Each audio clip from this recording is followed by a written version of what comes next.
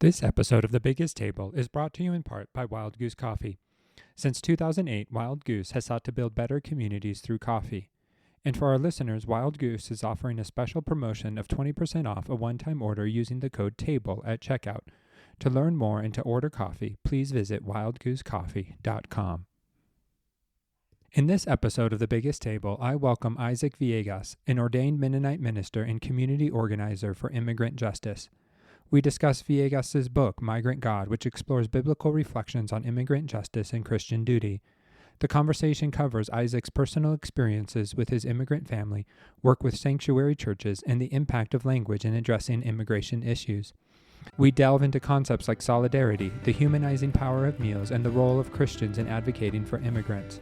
The episode is rich with storytelling, including anecdotes about shared meals, the spiritual significance of communion, and projects like placing crosses in the Sonoran Desert to remember migrants who died crossing the border. I hope you enjoy the episode.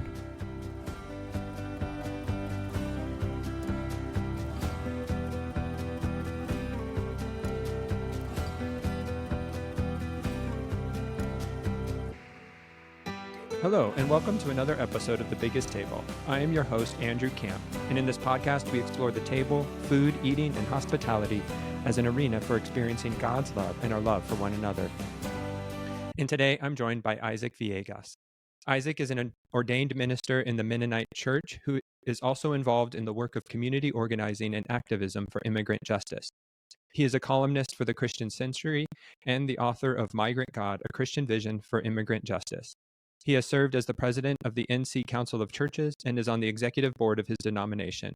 He lives with his wife in North Carolina. So thanks for joining me today, Isaac. It's great to have this conversation. Well, thanks, Andrew. I'm very grateful that you want to talk to me about all these things. Yes. Just a lot of gratitude for your willingness to talk. No, I appreciate it, and I think I shared when I was emailing you, when my wife and I lived in Park City, we had the privilege of working with some Latinos and starting a Spanish-speaking congregation and just getting to know the migrant population there. Because Park City is a resort community, you have, they're all involved in the service industry.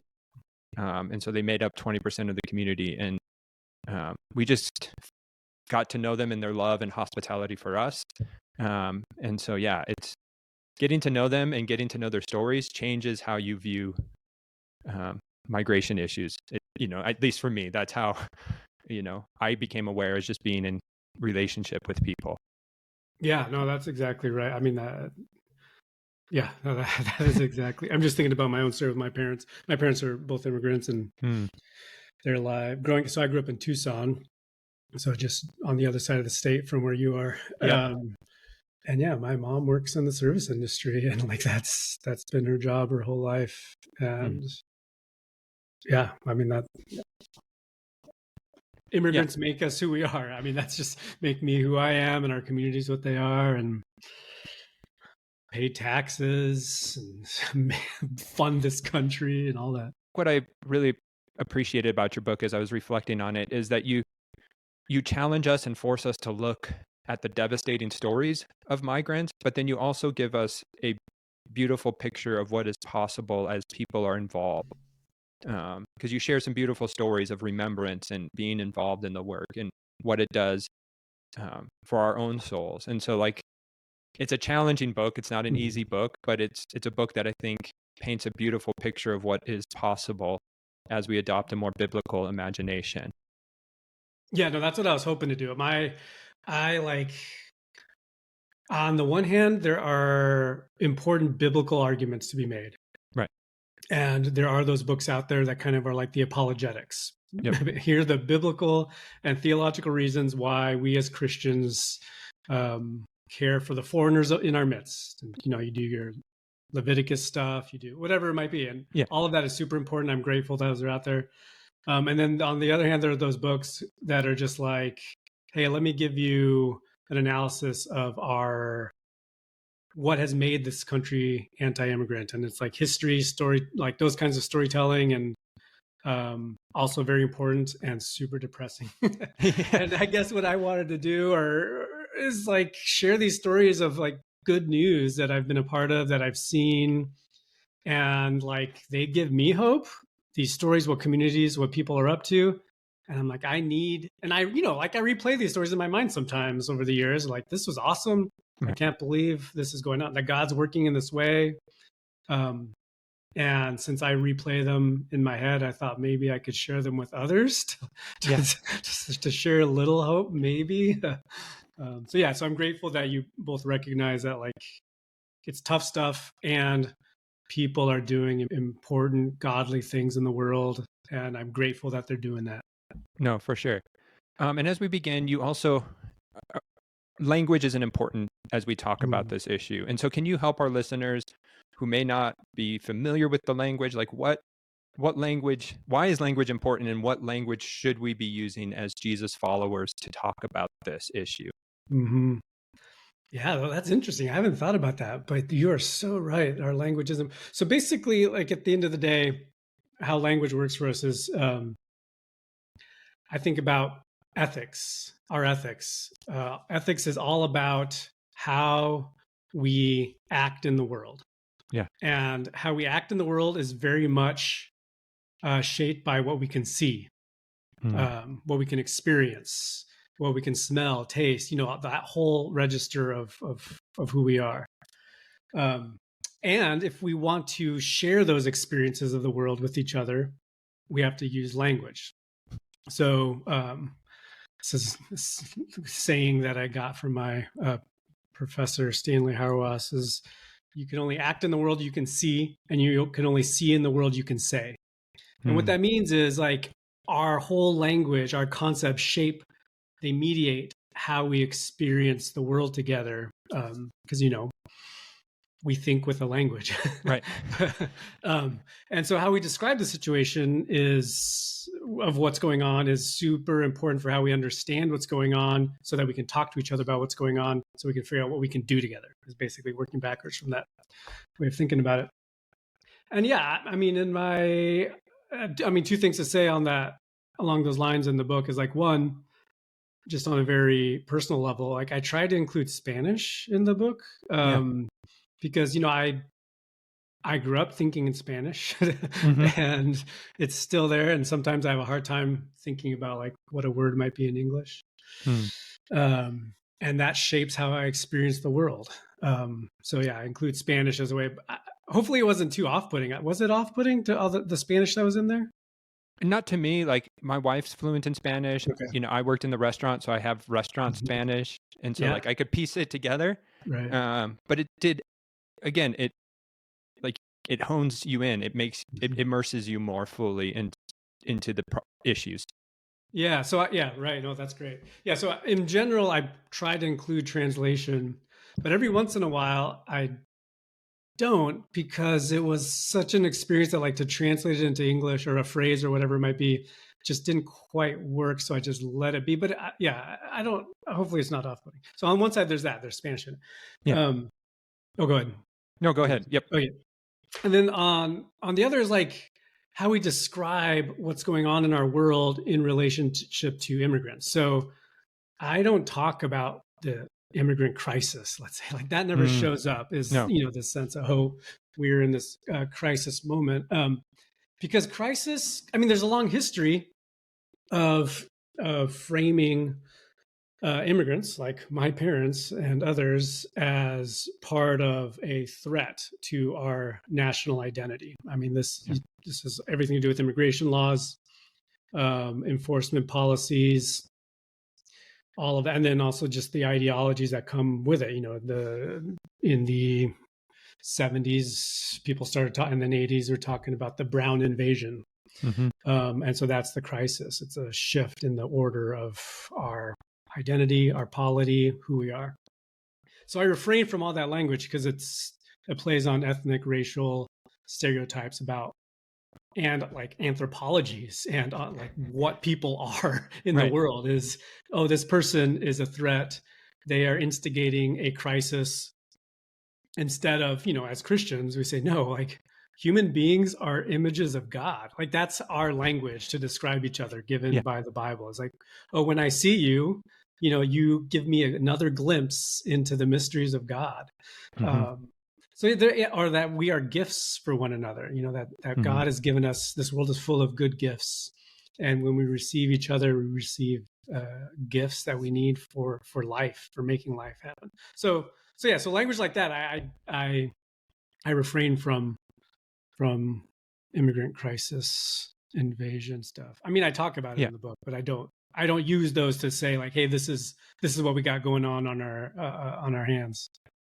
No, you're asking people in a very roundabout, subversive way to consider, and you even say this towards the end of your book, that like we need to ponder and consider what world we live in when the best option for people is to leave their ancestral homes and risk everything at the border. And that's, that invites a different conversation than, a brown invasion language. Right. No, thank you and like you basically, that is a quote you just memorized. Thank you. That means a lot to me. That was amazing.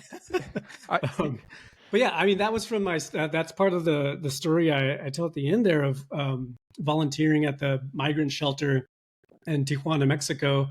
It's run by the Scalabrini Order, Roman Catholic Order of Priests. They've been there since the 80s. And yeah, I was there and I met this woman who was or is Mayan from Guatemala. And just like she was very pregnant. That was the part about it. She was very pregnant, and the shelter was throwing a baby shower for her.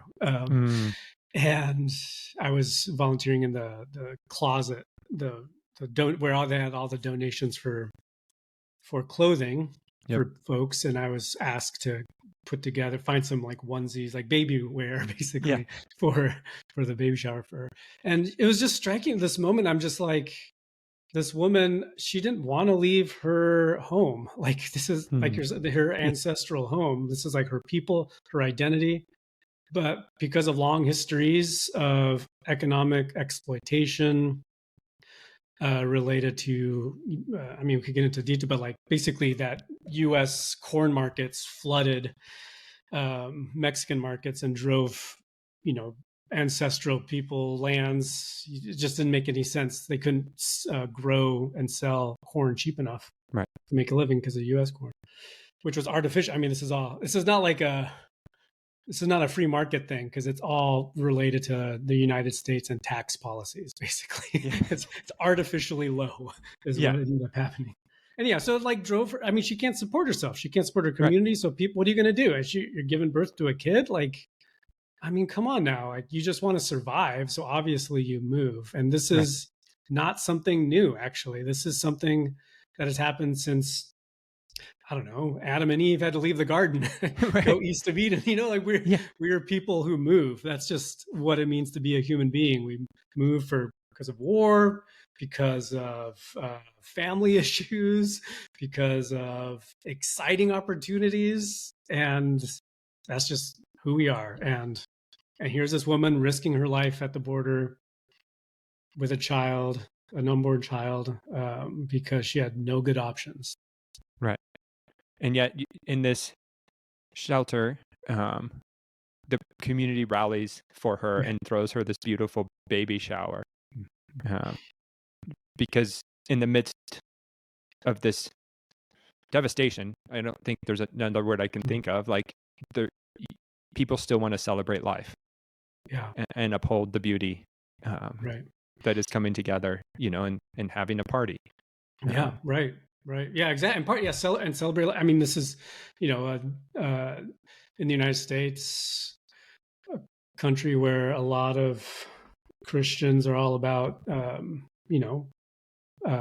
providing a life society for the benefit of unborn children or whatever, to be for the unborn, that their lives are valuable. And here's this woman who is like, no, because of U.S. immigration policy, being like, no, your unborn child, we could care less. Might as well die in the desert. You know what I mean? Like, it's just, it's harsh. And and in the midst of that, it's despair. Like, it is depressing. It's horrible. And like you're saying, and here's a community of immigrants from everywhere. I mean, there's people there I met from like Syria, from, where else did Somalia, Ecuador. I mean, it's just like people from everywhere, and they're like, "Hey, look, we take care of each other. We care Right. for people. Like this is what we are, a community of care. Here's somebody that they're having a baby shower. That's awesome. Let's do this. You know? Yeah. Yeah. And it's this idea of solidarity, Yeah. and I think it's a word that like I hadn't thought too much of, but it's a word that in the past couple months in the conversations I'm having on this podcast, like solidarity just keeps coming up as a word that we need in this time because I think it conveys something other than um, donation or Mhm. charity case.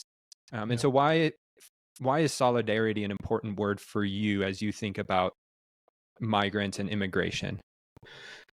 Yeah. Right. Yeah. So I start the book with this quote that just has stuck in my mind ever since I read it from Dorothy Solle, she was a German theologian, Lutheran theologian, and Mm, activist, really thinking through life in Germany as a Christian uh, post Holocaust, like in the legacy of Holocaust. What does it mean to be a German mhm. Christian? And she just, I mean, her whole life is wrestling with political theology, all of that kind of stuff. But at the end of her life, as she was dying, she wrote this small book called "The Mystery of Death," and in it, there's this phrase or the sentence she says where she says, "The best translation for agape is in English is solidarity." Mhm. And that always stuck with me, like this sense of agape, this love that God has for us, for the world that we are invited into. What it looks like on the ground is solidarity of Wow. joining lives with each other to sustain each other, to care for one another. I mean, it's just like loving our neighbors as ourselves is Yeah. basically what solidarity is like. As and thinking that through in terms of what it means in the midst of communities who are building bridges between immigrants and non-immigrants for a community together.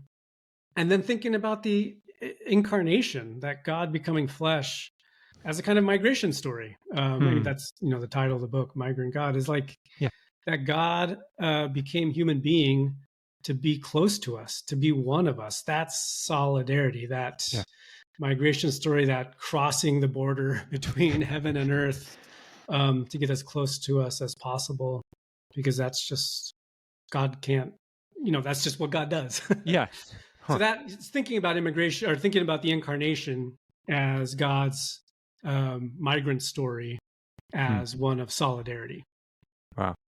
No, I love how, yeah, like the best definition for like this agape love is solidarity, which I think there's a lot to ruminate on, and then to realize the incarnation is a migrant story, um, which for some evangelicals might be a hard pill to swallow. Like it's just a different, it throws a curve into how we talk and think.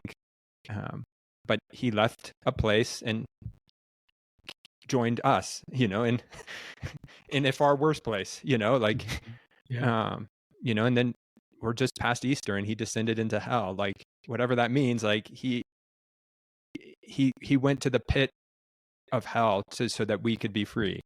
And so I think, what does that mean for us as Jesus followers then, to live a cruciform life, to follow Jesus into those pits?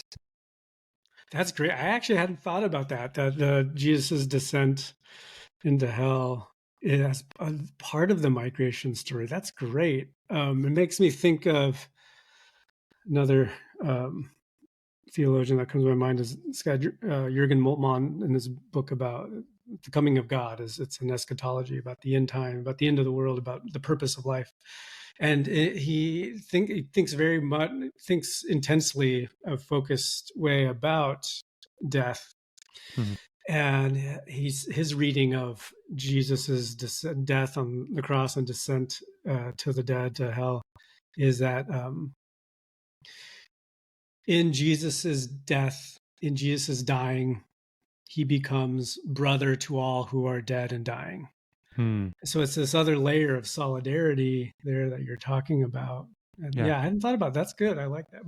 But the evangelical bit though, like I grew up in evangelical Christianity, and I still remember the song. I mean, they're still formative for me, but I remember, I don't know what the song is called. It'll come to me, but the line goes, "You came from heaven to earth to show the way." Yeah. Lord, I lift your name on high, right? Your light, I lift your name on high. Yeah, that's it. Right. I Yeah. mean, that is it. That's what I'm talking about. That's what we're talking about here. Is that Yeah. that is you came from heaven to earth to show us the way. Like that is a migration story. And then Jesus' return to the at the right, to be seated at the right hand of the Father, another part of that migration story, and that he will come again, another part of that. It's like crossing all the time. Yeah. Yeah. Right. He's crossing all the time, crossing that border all the time. Wow. And as we were talking about death, like there was a story in the book that you shared, and I think it was impactful for me living in Arizona because you share the story of this town of Eloy. Have you ever been there?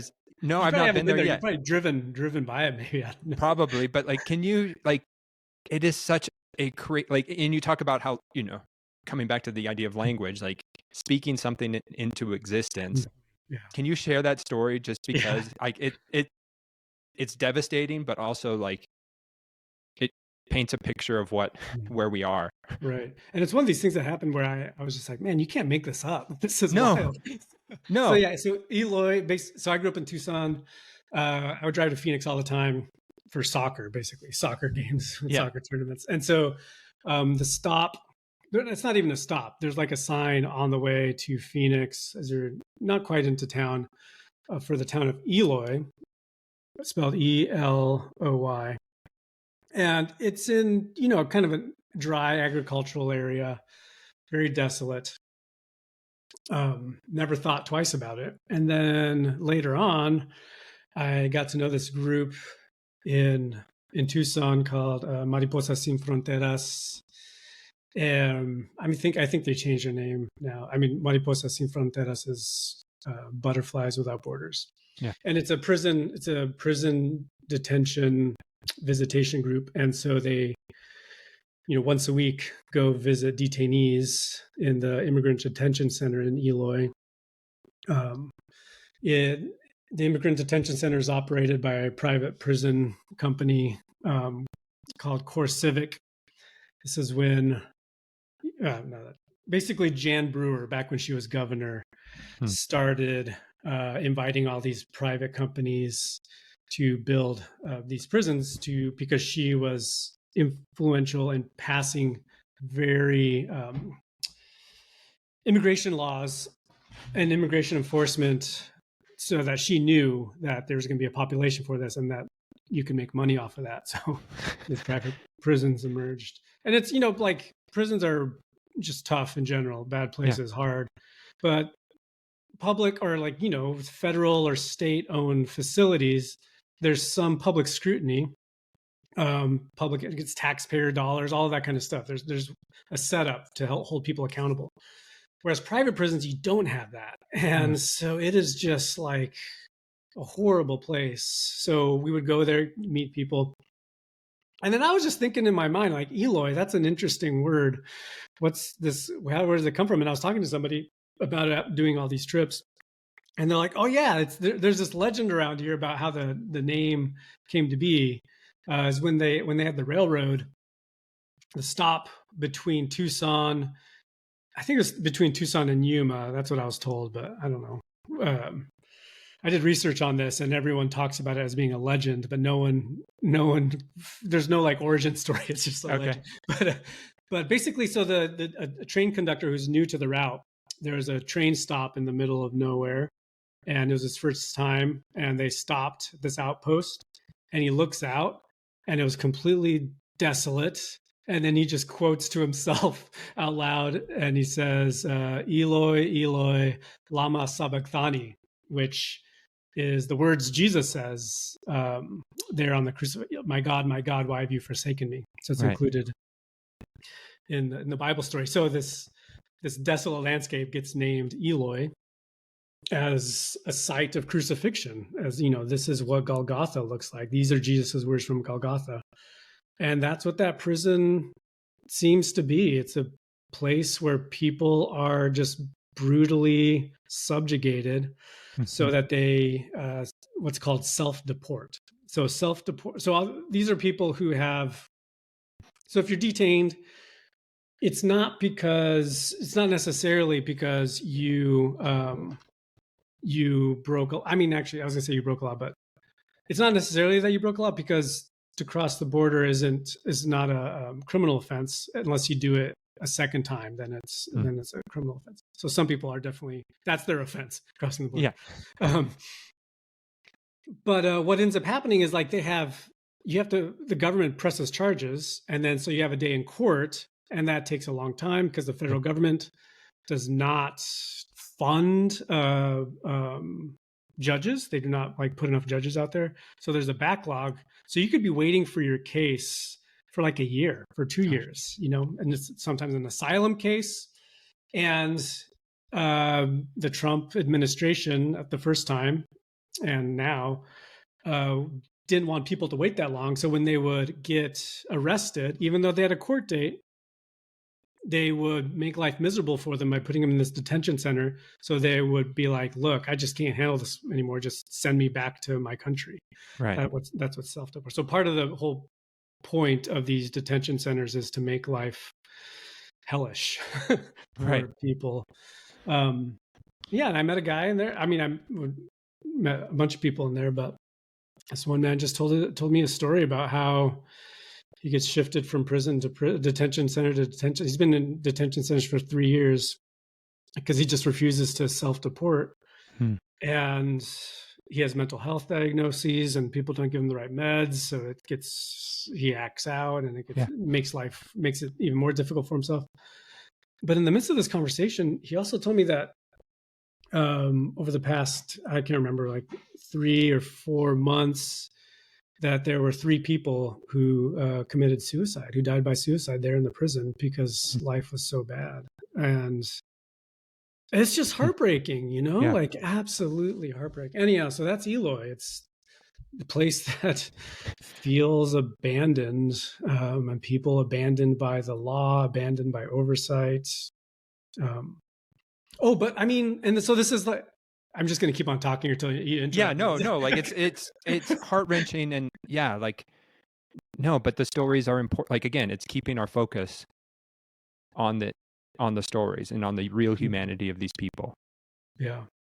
But this man, so the like, just so we get a glimpse of what the kinds of stories that are stuck in my head that I share in the book, right, is that this man, he's telling me all this, and I'm just like, how in the world do you, like, how do you keep going? Like, how do you, like, so there's this saying among subjugated people. I mean, I've heard this saying in various places among people where, like, the state or whatever political apparatus is trying to get rid of them, and them just remaining is part of resistance. And so the phrase is existence is resistance. Oh. And so, like, I thought about that with this man there. So I'm just like, just his existence here is a form of resistance. Like, and so I was like, how do you do it? How do you exist? How do you stay? Like, how do you have the strength to do this? He's like, oh no, we have to invent little things to keep us going. And so he shared with me, and this was I'd gone there. Basically, I went to Tucson to visit my parents, and when I go there, I've tried to go for Christmas, and then I try to go to the detention center. So it was right after Christmas. And so I asked him, what he does to sustain life. It's like, oh, let me just tell you the most exciting thing we did. So it's like, so do you make tamales for Christmas? And I'm like, yes, we do. I mean, that's because my mom is Costa Rican, and so we make Costa Rican tamales. And that's part of our Christmas tradition, the day before Christmas.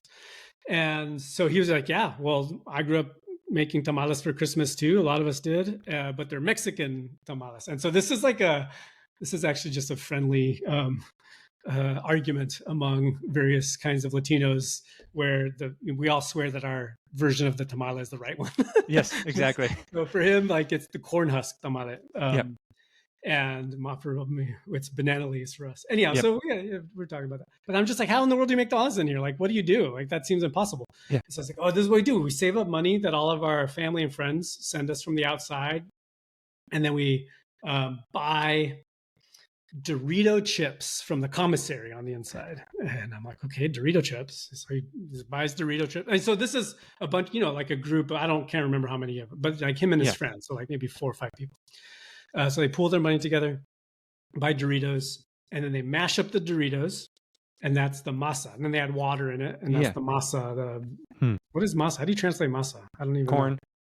Like it's a corn flour. Corn flour, yeah, it's a corn flour, like bread, like it's a grainy, bready substance that you're gonna bake, basically. So that's for the masa. It's Dorito chips with water in it, pulverized Dorito chips. And then for the filling, he says that at the commissary they sell overpriced pork product. So, not quite pork product. He has no idea what's in it. So they buy pork product, and so that's the filling. And then for, they don't have banana leaves, nor do they have corn husks. So for the wrapping, they just like use plastic trash bags. They cut these big rectangles, wrap it all up, and cook it in the microwave. They have access to a microwave in the common area. And he was just like, that's our celebration. It's worth it. And so I was like, how much money does this cost? And he was just like $80 for, oh man, I can't remember how many tamales there was, but just enough for them. Right. $80 for tamales. And that's how he's just like, we survive on like $80 tamales once a year and, friendship around the table in prison. Right. Oh, but it was just this moment of solidarity, like going back to that, like even in the midst of that kind of despair, people figure out ways to care for each other, to sustain each other's spirits, where a meal becomes like food for the soul. Right. Yeah. No, and hospitality and meals is we've woven throughout your book. And you even mentioned this idea of a spiritual political hospitality, which you write, it's to invite their spirits to occupy our minds and enlist our lives in the stubborn hope for a world that doesn't yet exist. And how, and then you also mentioned that Jesus's cross points us to all the crosses in the rest of the world, which I think is that invitation to remember something despairing. And so like help us understand how hospitality, first as this spiritual political idea, and then the actual hospitality, how have you seen it operate throughout your ministry? Yeah, no, thank you for those. Those are really good. But so the first point about the spiritual political act of remembrance and table fellowship. Yeah, that's where I was thinking about what communion means. And how the communion practice of the church, the words of institution in 1 Corinthians 11, where Paul says, these words I've handed on to me and handed on to you. And there's a line, which I say, when we gather for communion, the Lord's table is, as often as you eat this bread and drink from this cup, you proclaim the Lord's death until he comes again. And so this sense of like this communion practice, which has been the central practice of the church from the beginning. I mean, well, maybe baptism too, are kind of the two. Like, right, you got to initiate people into the fold, and then there's what sustains people, which is communion. And so, like, this is like fundamental to our faith, and it is about our posture towards somebody who was killed, Jesus. Which is so like you proclaim the Lord's. So I'm Mennonite. Like we take the words pretty seriously, like Bible words pretty seriously. And we get a little ornery sometimes when people add stuff to it. I mean, I'm beyond, like, I understand, but we say those words, but it's always interesting to me in other traditions where they add, we proclaim the Lord's death and resurrection. I'm just like, yeah, right. I mean, that I understand why we want to do that. It makes sense. But like to take seriously, that is the Christian posture in the world as formed by those of us who come to the table regularly is a posture towards a death. The crucifixion of Jesus, the crucifixion of Jesus, this is a torture. This is basically a Roman form of torturing somebody to death. Actually, that just struck me recently, this past Easter, or Holy Week, I preached Good Friday, and that image in John's gospel, the moment where after he's dead already, they have to make sure he's dead. And, it says to fulfill the prophecy that his bones wouldn't be broken. They didn't like break his legs, Right. so that he would fall down and like suffer, ensure his death. Yeah. So instead, they pierced his side, and that's where the water and the blood comes out. And I was just thinking about that. Like the mutilation of a corpse, like that is just absolute. That's a different kind of, it just struck me as a different kind of brutality this time around.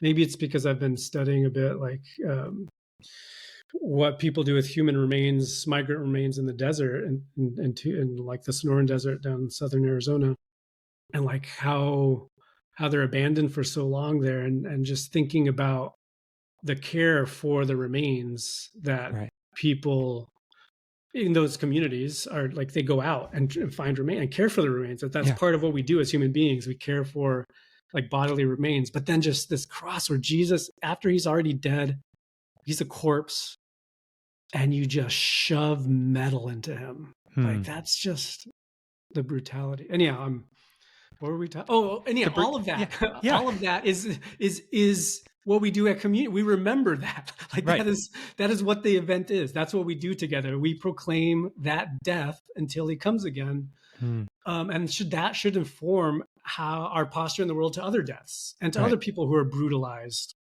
by state violence, by our violence.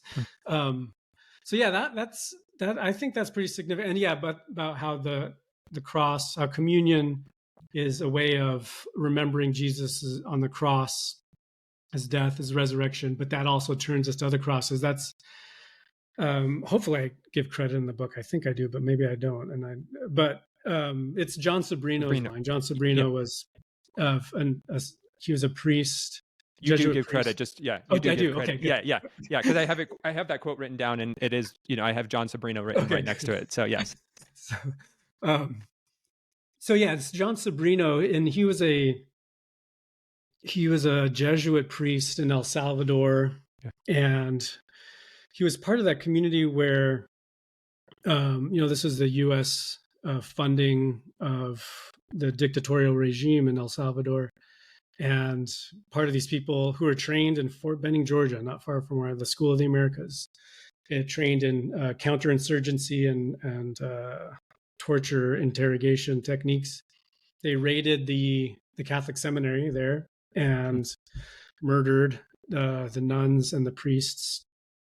One of the priests was this guy, Ignacio Ellacuría, who was an important theologian in Latin America. And John Sobrino was part of that community, and he just happened to be away. He was on a trip somewhere, and all of his friends, his community, he came back, they're just massacred. And so he lives his life, he develops his theology in the wake of that experience. And one of the things he returns to throughout his works is this sense of like, what the cross does is it turns our attention to other crosses today. Like we don't understand the cross until we can see crucifixion going on today and understand the mechanisms that are involved in our lives, where our society, how we've organized our lives, results in people's brutal deaths. Yeah. And that's what you mentioned, the Sonoran Desert, and just this, I don't even know how to call it, like a dead zone almost, but people in the midst of such devastation, in the midst of abandonment, you have people going and carrying crosses into the desert and marking where people have died, because people keep track of this stuff. And so there are Christians who are taking crosses into the desert to make sure we remember and don't neglect the dead. It's part of what human care. So I went out with it. So Alvaro Enciso I tell his story. I mean, he's just he's just one person among many, but he's a Colombian immigrant. I mean, he's been here for a long time in the United States, lives in Tucson, and he's an artist. He's an artist. He has an art studio, And at some point, and I can't remember off the top of my head right now how long ago it's been, I want to say it's early 2000s, he was just confronted with this reality that he came to the United States at a time when it was possible, and he was pursuing the American dream, which a lot of people do. And in some ways, he's made that happen for himself. Mm-hmm. And then things have shifted in terms of immigration policy, immigration enforcement. The major shift happened in '94. We can go into that if you want. But and so he developed this project, an art installation project, is what he thinks of as, and he calls it "Where Dreams Die." Mm-hmm. And what he does is he goes out, and the Pima County, which is the county adjacent to the border there, the coroner's office and the University of Arizona have developed this way of keeping track of where remains are. It's a database that's available online, and they drop like GPS coordinates wherever they find somebody's remains, and then they fill it in with all the information they can. And part of it is to, like somebody in, I don't know, Nicaragua, their, brother, 20-year-old brother left to go find jobs to send money back home to support the family. Yeah. And they haven't heard from them for like months. And so they just don't know if he made it. And so you scour the internet trying to find his name and to, if he died or mm-hmm. whatever. And yeah, so this is a database to help people find folks. But Alvaro uses it to go out.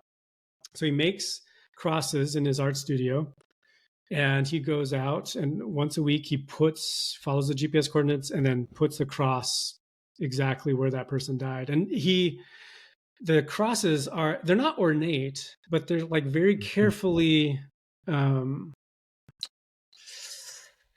don't want to say decorated because that feels like too trite in some ways. I don't know how to. The way he makes them is he uses it's kind of like found art, found object art as well. Yeah. So when he goes into the desert, he stumbles across somebody who's crossing their backpack, bottle, a wallet with pictures in it.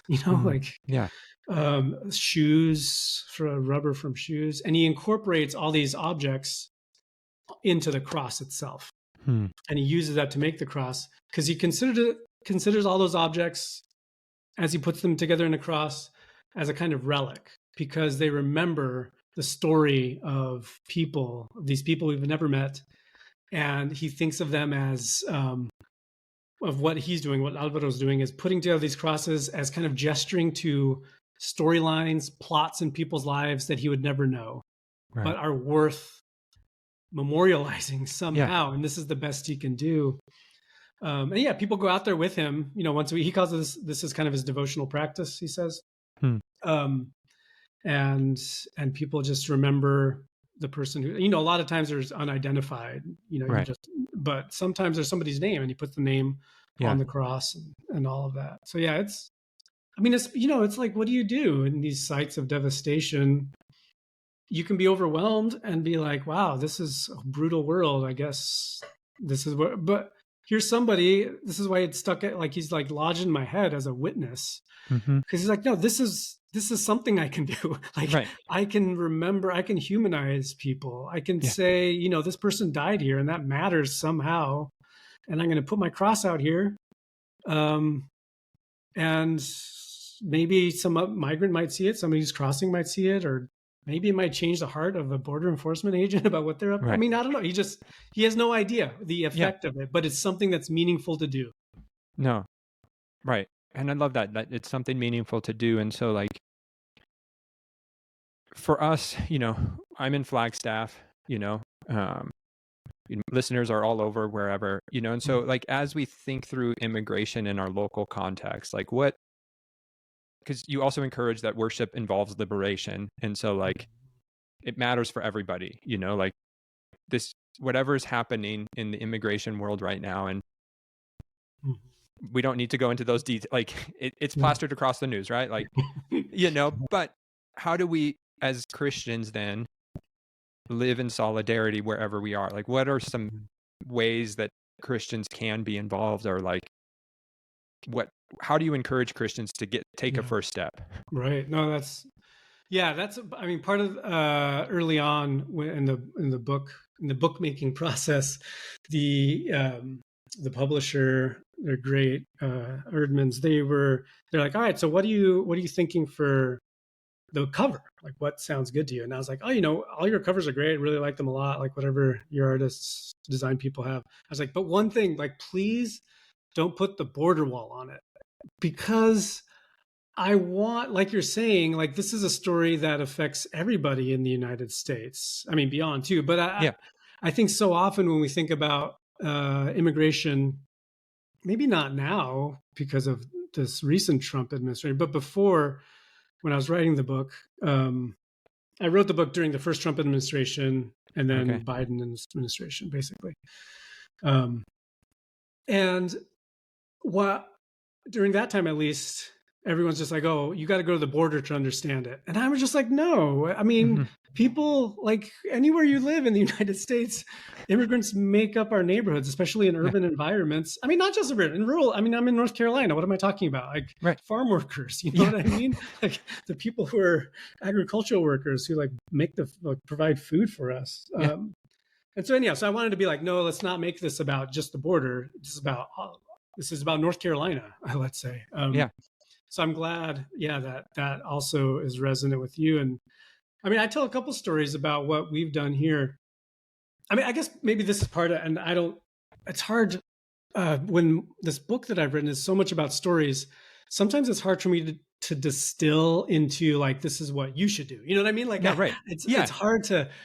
And so what I do in the book is I'm just like, well, I mean, I don't know what you can do, but this is what we did. That's fair. Right. So what we did here is we, I mean, a couple things is one, three things come to my mind now that I'm thinking about it. Okay, so first we did my church where I was a pastor. We offered somebody sanctuary. Like we said, hey, people need a place to stay that's safe from ICE. We will house you at our church property and defend you like non-violently. We're Mennonites. And to be trained in like civil disobedience and how to keep people safe. And we'll do that. And we did that for Rosa.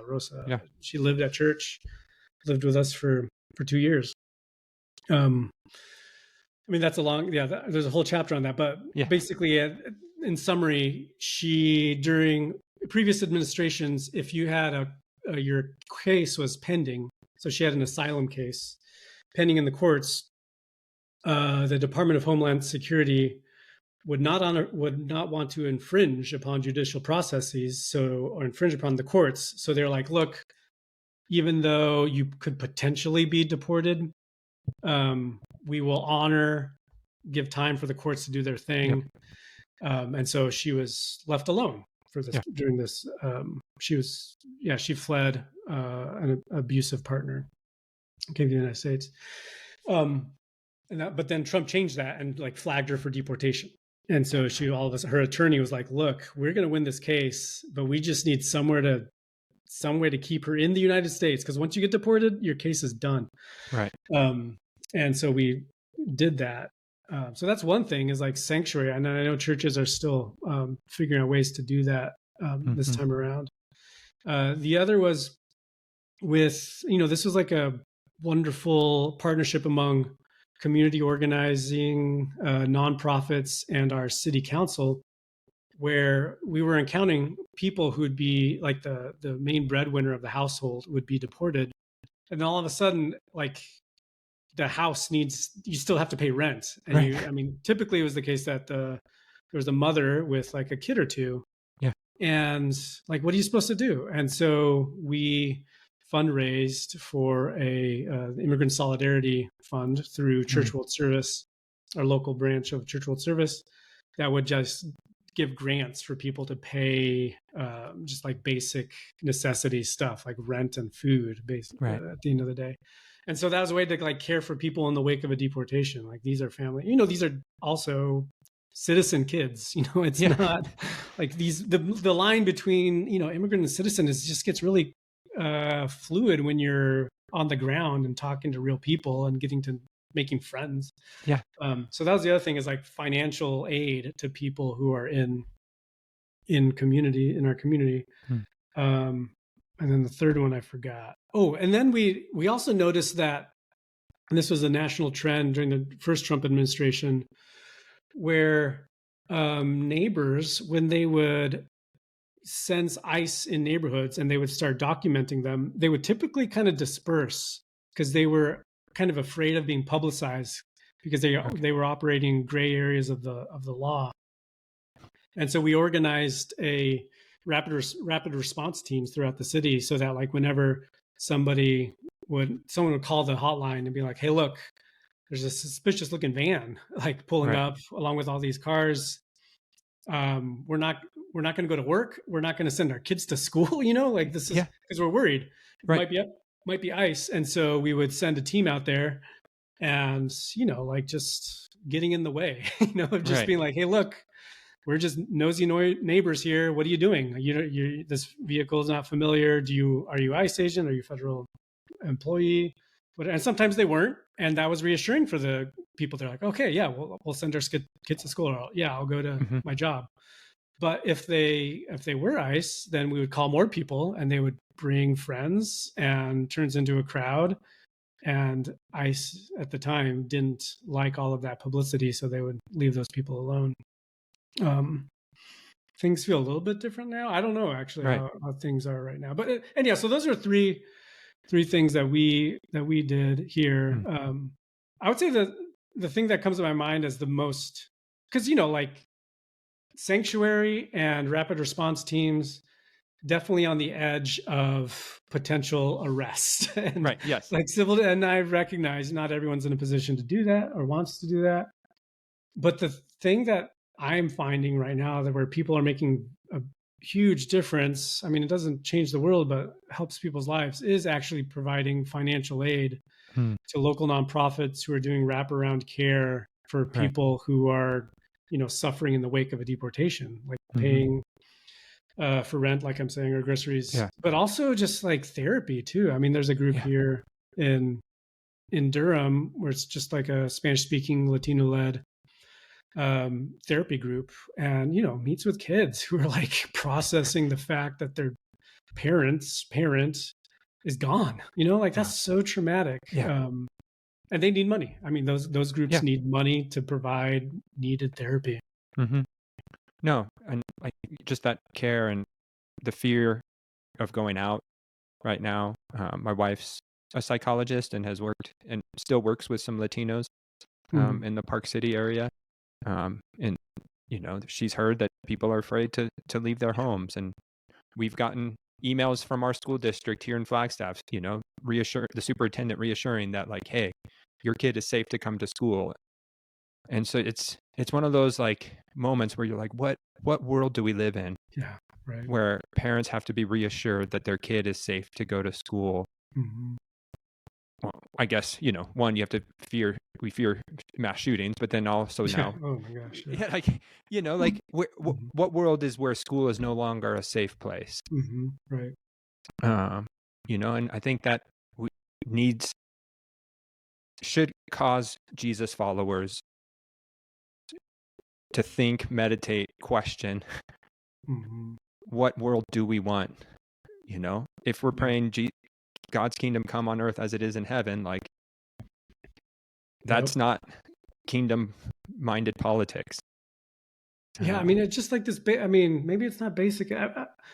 I'm pretty like with my faith over the years. I feel like I've gotten more and more simplistic.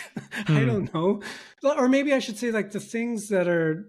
I'm recognizing that the things in the Bible that are just so simple take a lifetime to learn and understand. But like that Jesus says, it's all summed up in two things, or one and a half, like one thing that's related to the other. I mean, it depends on which gospel, which is love the Lord your God with all your heart, mind, and soul, and love your neighbor as yourself.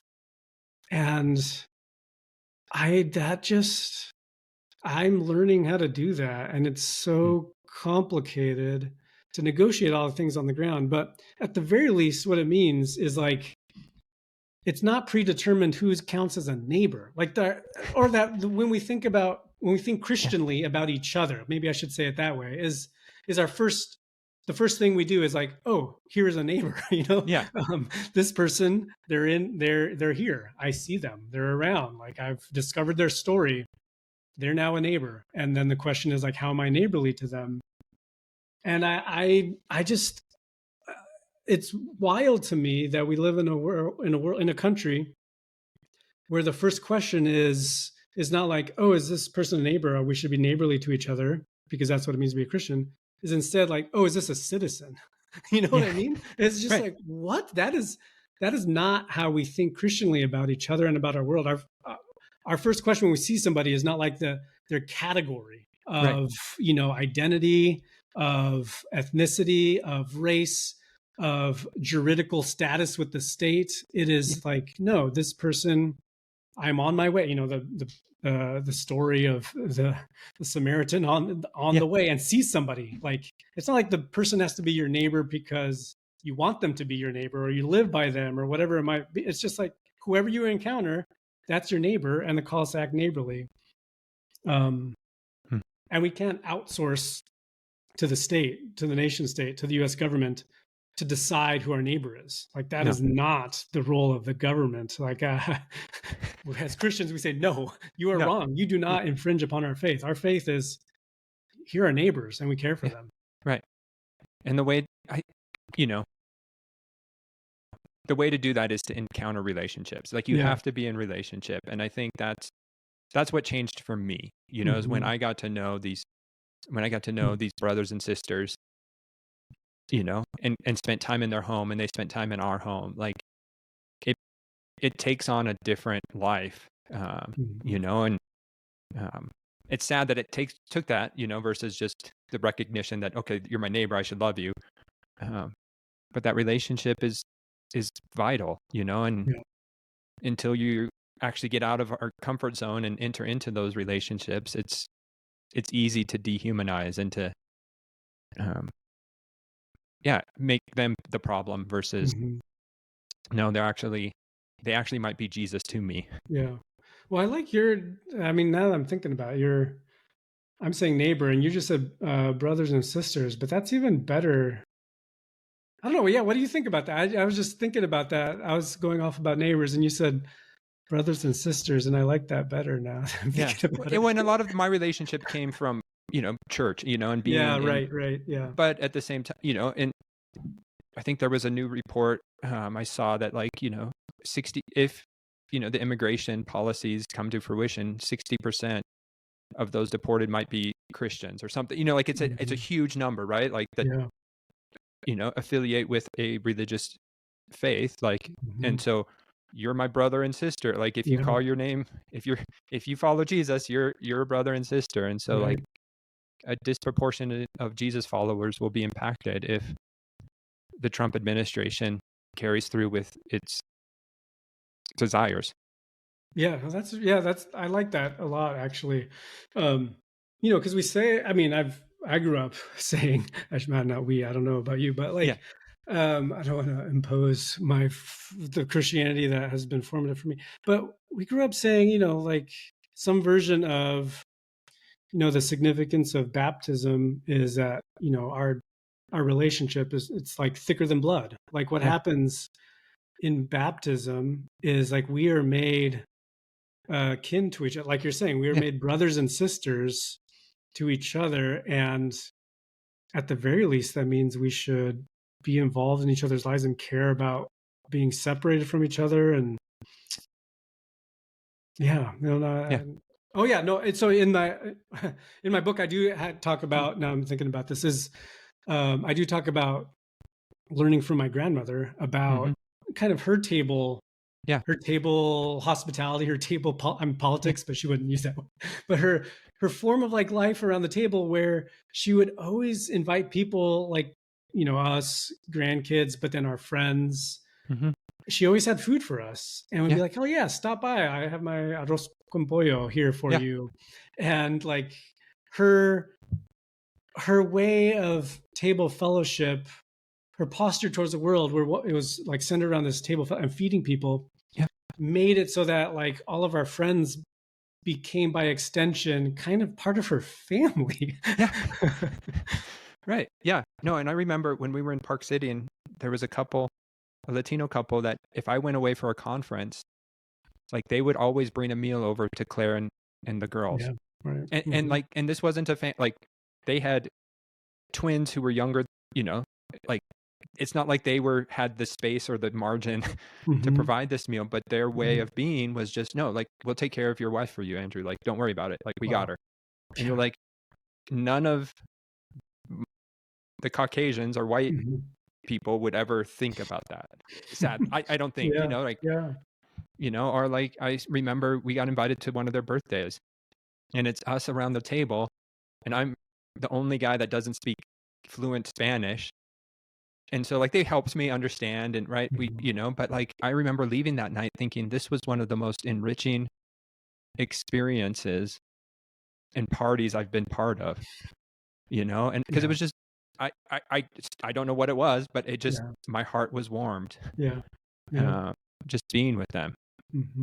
And it just changes the way you see the world. Yeah. No, that's great. You're talking Emmaus Way language in Luke. I mean, but that is the story there is this, the post-resurrection story of Jesus, like the two disciples, Cleopas and his friend, they're like, what in the world's going on? We just had all this crazy stuff in Jerusalem. They're walking home to their village of Emmaus. And all of a sudden the stranger shows up. Right. Who like eavesdrops and inserts himself in their conversation. And it's in Luke's gospel, the word there for stranger, I mean, it gets translated a lot as stranger. But in Greek, it's parokeo, and it means foreigner, that kind of stranger. Yeah. Like extranjero in Spanish, like a stranger, but it's extranjero is somebody who's like foreign to you. Right. And, depending on what Greek lexicon you use, it gets defined something like somebody who is in a place where they don't have documentation or or have alien status or are not of that nation or whatever it might be. And so here's this foreigner who shows up and inserts himself in the conversation, like, what are you talking about? And Cleopas is just like, are you the only foreigner who does not know the things that have happened? Right. And then they recount the story. Yeah. And then this person just keeps on talking with them and chat. And then finally it's like late and they show up at their house in Emmaus. And they were like, hey, look, you shouldn't walk back alone. How about you just stay with us? And so I say, okay. And so he goes inside. And then my favorite part of the story is it says that they're gathered around the table, and then this stranger, this foreigner, takes their bread. Right. It's so wild to me because it's not like they serve him food because they're in their house, but he like raids their refrigerator or pantry or something. I don't even know how this happens, but it says he takes their bread and breaks it for them, and then this breaking of the bread, their eyes are opened and they see that it was Jesus. And they say, "We're not our hearts strangely warmed." Yeah. Right. Yeah. Yeah. Anyway, I heard you. You heard that. You said those words, and that's where.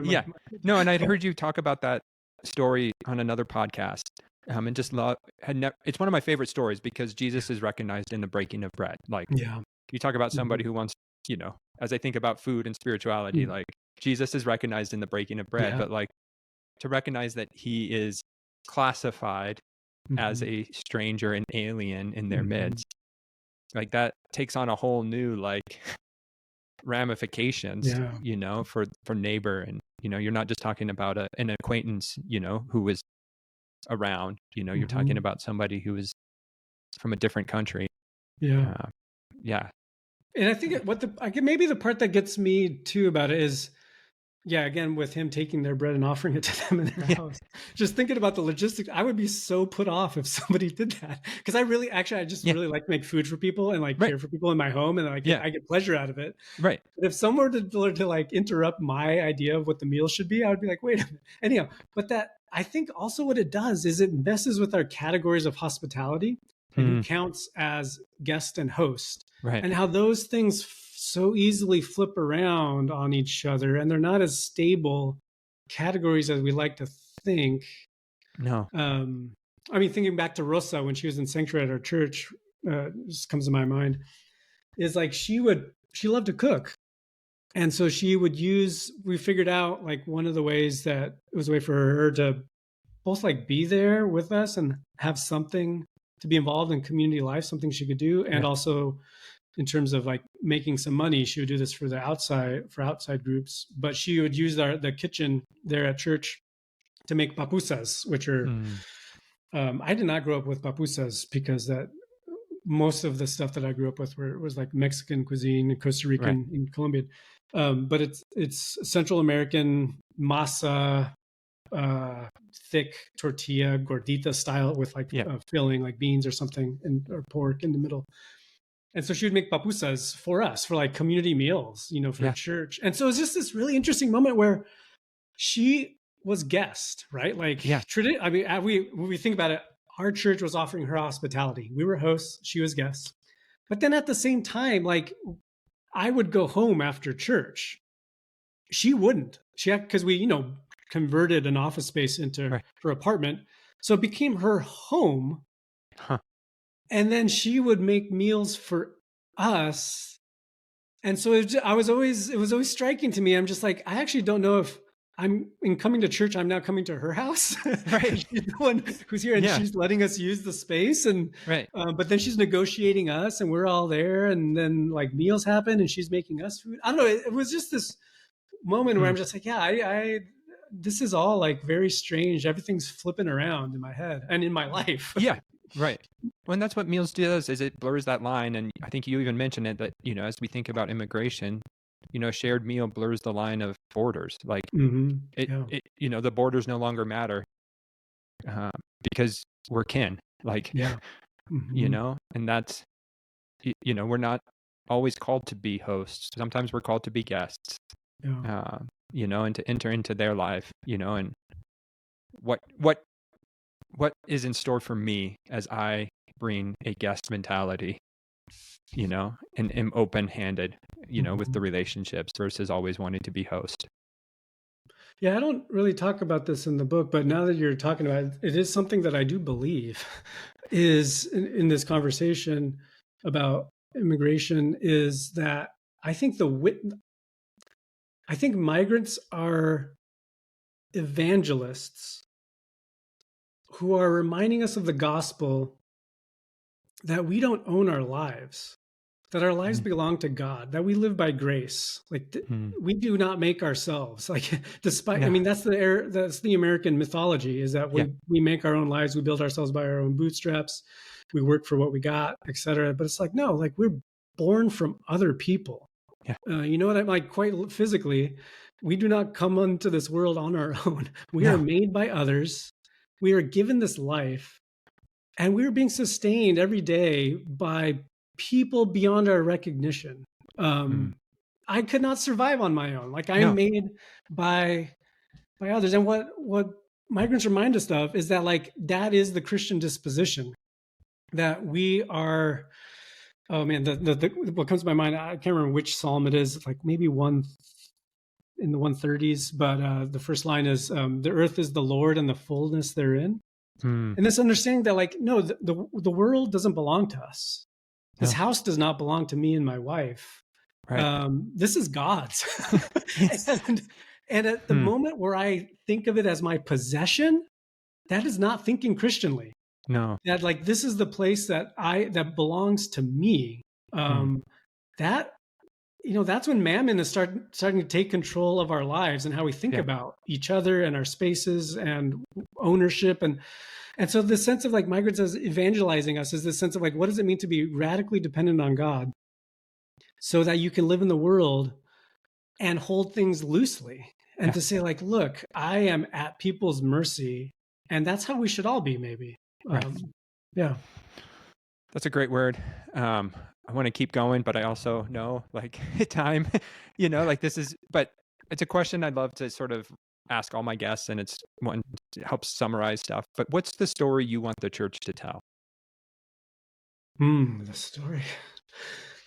This is where like all the things that I learned as a kid in Sunday school, I still realize I'm trying to understand.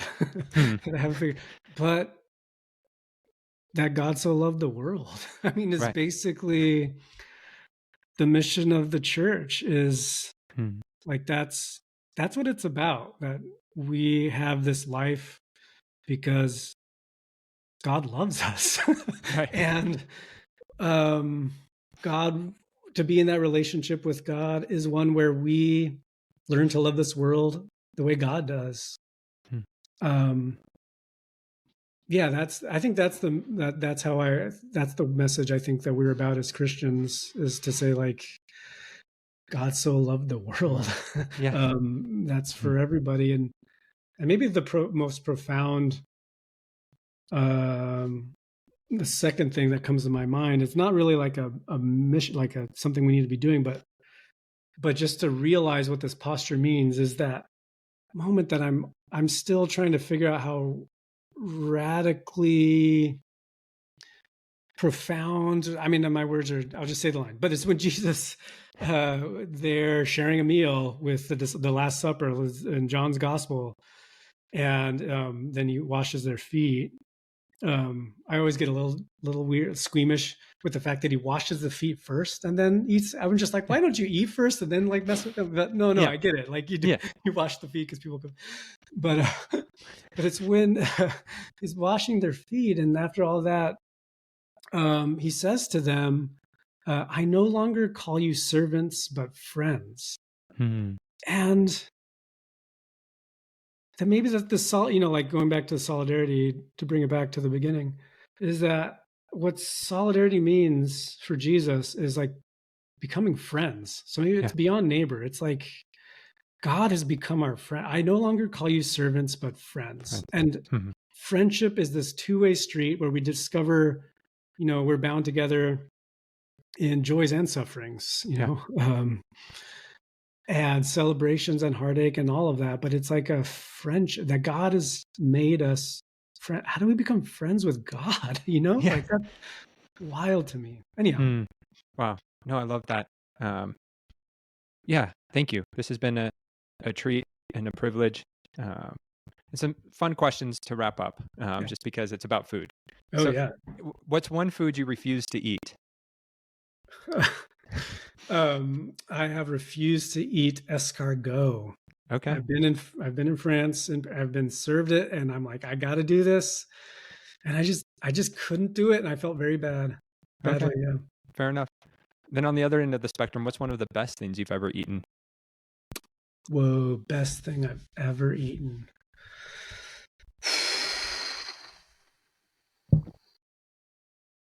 I've eaten so many good things. Best thing I've ever eaten. I mean, the thing that where my mind is going. So whenever I go back to visit my family in Colombia, they make, it's a very simple meal, but it's like the worker's lunch basically. Hmm. It's like you have time and work where you go home, like if you're in the Okay. city, let's say, or Yeah. not even elsewhere too, you always go home to eat your lunch with your family. So everyone is there eating with family. So we have lunch together, and it's typically like a sopa, like a soup, a caldo, like that's Yeah. pretty basic, but the caldo is delicious, the soup itself. But what makes it the meal is that there's all kinds of like fixins on the table. Okay. So you have like you might have in the soup, there's probably a like a chicken leg, let's say, Yep. some kind of chicken, um, and then you have like maybe some starch, like yuca or potato or something like that. But Yeah. then you have all this other stuff that you add in, like it might be other Mm. kinds of potato or yuca or vegetables, and you just basically kind of build your own soup off of that wow. base, and it's absolutely delicious. It's kind of my trouble with eating really good food is that typically it's like I can't stop eating it, and then the more I eat, then I regret it a little bit. But No. with Yep. that soup, it like fills you up, Right. and you don't feel bad afterwards because like, oh, Yeah. you just ate a bunch of soup with vegetables in it. Anyhow, Yeah. so that's probably. But Okay. it's also with the people, like the Yeah. meal with the, and then having that people like with family, and I don't know, Yeah. that's where my mind goes. No, I love it. No. And then finally, there's a conversation among chefs about last meals, as in if you knew you only had one more meal to enjoy, what would it be? And so if Isaac only had one more meal, what might be on your table? One more meal.